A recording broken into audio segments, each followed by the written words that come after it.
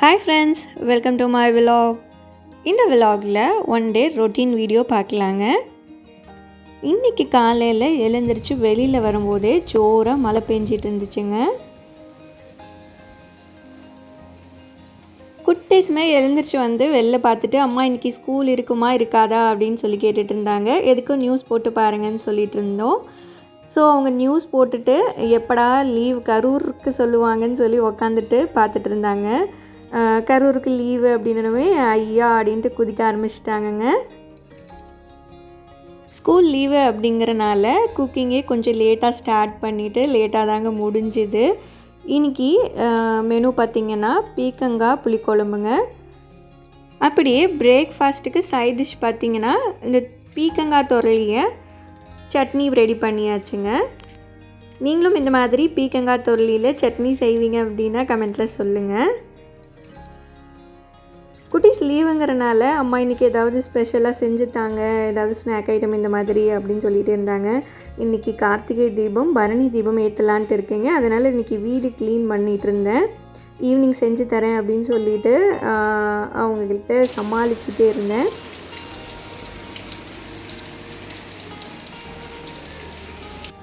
இந்த பாட்டில் என்னோடய ஃப்ரெண்டு சரண்யா வந்து பெயிண்ட் பண்ணி கொடுத்தாலுங்க. ஆல்ரெடி நான் இதில் வந்து மணி பிளான்ட் வச்சுருந்தேன். அது கொஞ்சம் காஞ்சி போயிடுச்சுங்க. சரின்ட்டு இந்த பாட்டிலை வாஷ் பண்ணி பத்திரமா வச்சுருந்தேன். எனக்கு இப்போது திருப்பியுமே இந்த மணி பிளான்ட் கிடச்சிச்சு. அதனால் சரி இதில் வச்சிடலாம் அப்படி சொல்லிவிட்டு எகெயின் வந்து அதே பிளேஸ்லேயே கொண்டு போய் வச்சிடலான்ட்டு வச்சுருக்கேங்க. இன்றைக்கி கார்த்திகை தீபம் க்ளீனிங்கில் இந்த பூஜை பாத்திரம் விளக்குற வேலையும் இருந்துச்சுங்க. இது க்ளீன் பண்ணுறதுக்கு ஒரு லிக்விட் ரெடி பண்ணலான்ட்டு பண்ணிகிட்ருக்கேங்க. அதுக்கு 2 ஸ்பூன் சுகர், 2 ஸ்பூன் சால்ட்டுங்க. அடுத்து இதில் 2 சின்ன ஸ்பூன் அளவில் வந்து பேக்கிங் சோடா. அடுத்து இதில் லிக்விட் விம் லிக்விட் என்கிட்ட இருக்குங்க. நீங்கள் என்ன டிஷ்வாஷ் லிக்விட் எது வேணால் ஆட் பண்ணிக்கலாம். நான் அது ஒரு 2 ஸ்பூன் ஆட் பண்ணுறேங்க.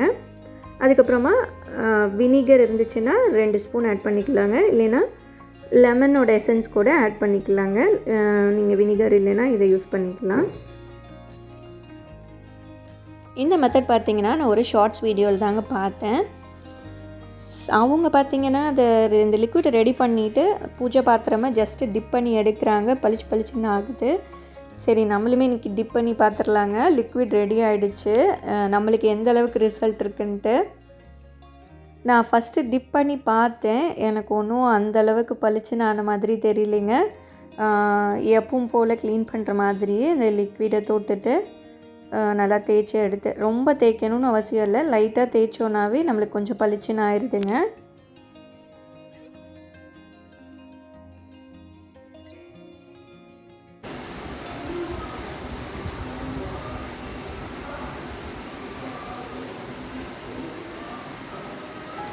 எப்போவுமே பார்த்திங்கன்னா லீவ் அனௌன்ஸ் பண்ணுற வரைக்கும் நல்லா மழை பெய்யலைங்களா, மதியானம்லாம் மழை பெய்யாதில்ல. ஆனால் இப்போ அந்த மாதிரி இல்லைங்க. நல்லா மழை பெஞ்சிட்டே இருந்துச்சு. மதியம் கூட இல்லையா, ஃபுல் டே நல்ல மழை தாங்க பெஞ்சிட்டு இருந்துச்சு. கொஞ்சம் மழை தண்ணியும் நம்மளுக்கு கிடைச்சனால அந்த பாத்திரம் எல்லாமே மழை தண்ணியிலையுமே நம்ம டிப் பண்ணி எடுத்துக்கலாங்க. மழை பெய்யாத சமயத்தில் பார்த்திங்கன்னா நம்ம வீட்டில் இருக்க ஆர்ஓ வாட்டரில் டிப் பண்ணி எடுத்து வச்சோன்னா கொஞ்சம் ரொம்ப நாளைக்கு நம்ம பூஜை பாத்திரம்லாம் பார்த்திங்கன்னா பளிச்சுனே இருக்கும்.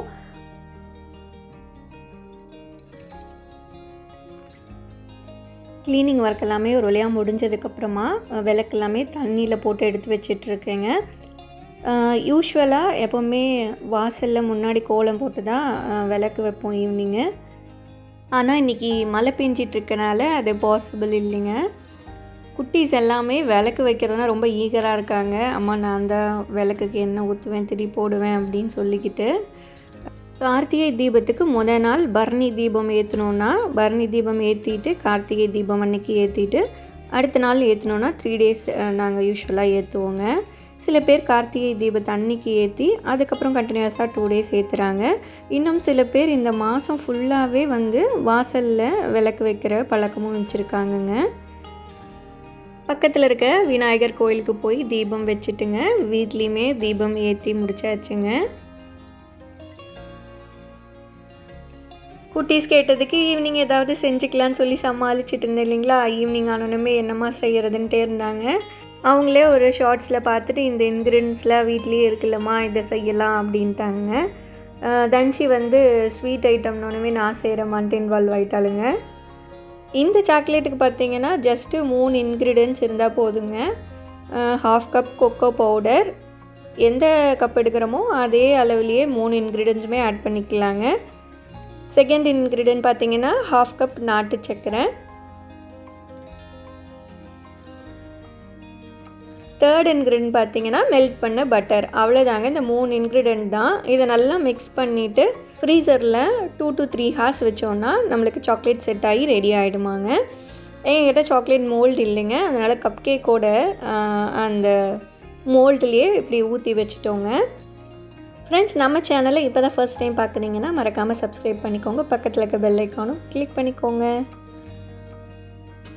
இந்த கப்பில் 1/4 அளவு மட்டும் ஊற்றி வச்சுட்டு ஃப்ரீசரில் வந்து வச்சுட்டோங்க. அடுத்து ஒரு 1.5 ஹார்ஸ்லேயே போய் எடுத்து பார்த்தோம். எங்களுக்கு நல்லாவே செட் ஆகிருந்துச்சு. மோல்ட்லேருந்து அழகாக வெளியில் வந்துருச்சுங்க. பார்க்குறதுக்கு டார்க் சாக்லேட் ஃபீலில் சூப்பராக இருந்துச்சு. இதில் இன்னும் கொஞ்சம் நட்ஸ் எல்லாமே ஆட் பண்ணியிருந்தோன்னா இன்னும் கொஞ்சம் டேஸ்ட்டாக இருந்திருக்கும். நடுவில் எல்லாம் க்ரன்ச்சியாகவும் இருக்குங்க. எப்படியோ ஸ்நாக்ஸ் சைட்லேருந்து நான் எஸ்கேப் ஆகிட்டு இன்றைக்கி குட்டீஸ் பண்ணிட்டாங்கங்க. இந்த விலாக் இதோட முடியுது. நம்ம வேறு ஒரு விலாகில் பார்க்கலாங்களா. தேங்க்ஸ் ஃபார் வாட்சிங். Tata bye bye friends.